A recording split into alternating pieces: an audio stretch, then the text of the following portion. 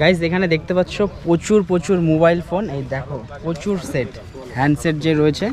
তো এই ফোনগুলো যে দেখতে পাচ্ছ আজকে 25শে ডিসেম্বর 2024 রায়গঞ্জ পুলিশ ডিস্ট্রিক্ট যে রয়েছে তাদের একটা উদ্যোগে এই হারিয়ে যাওয়া ফোনগুলো কিন্তু আবারও ফেরত পাবে। সাধারণ মানুষ কি হয় যে আমাদের সামাজিক জীবনে অনেক সময় আমাদের যে হ্যান্ডসেট যে মোবাইল ফোন অকারণে কিন্তু মানে অজান্তে হারিয়ে যায়, আর হারিয়ে যাওয়ার পরে কি হয় আমরা কিন্তু মানে বুঝতে পারি না কি করব না করব। তো এই সময়টাতে ছোট্ট একটা গুরুত্বপূর্ণ কাজ, এই যে মানুষগুলো দেখতে পাচ্ছ সকলে কিন্তু এই জায়গায় বসে অপেক্ষা করছে, তাদেরকে একটা আনুষ্ঠানিকভাবে কিন্তু আজকে এই ফোনগুলো ফেরত দেওয়া হবে, তাদের হাতে কুপন দেওয়া হয়েছে।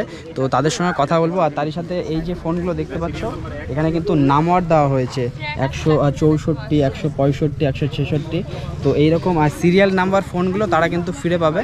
আর তোমাদের বলে দিই যে আমাদের সকলেরই মোবাইল ফোন আমরা ব্যবহার করি। তো অনেক সময় কি হয় বাইরে বেরোলে পরে কিন্তু আমাদের ফোন কোনো কারণে হারিয়ে যায়, মানে আমাদের অজান্তেই কোথাও হারিয়ে গেল বা চুরি হয়ে গেল। তো আমরা কিন্তু সেই সময়টাতে বুঝে পাই না কী করব। তো যে যার থানা রয়েছে সেই থানায় কিন্তু আমরা চাইলে ছোট্ট একটা জিডি করলে পরে সেই জিডির যে করা থাকে তাতে কি হয় তারা প্রশাসন তাদের কাজ করতে থাকে। একটা সময় কিন্তু তারা ঠিক মোবাইল ফোনগুলোকে বের করার চেষ্টা করে। তো সেই সময় কিন্তু দেখতে পাচ্ছ প্রচুর প্রচুর মানুষ আমাদের উত্তর দিনাজপুর ডিস্ট্রিক্টে, তারই সাথে রায়গঞ্জ, কালিয়াগঞ্জ বিভিন্ন জায়গায় রয়েছে। সেই মানুষগুলো কিন্তু আজকে আসছে।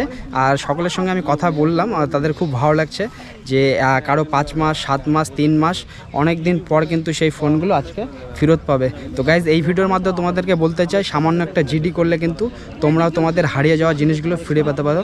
আর ভিডিওটা ভালো লাগলে অবশ্যই লাইক, কমেন্ট, শেয়ার করবে। Bye bye.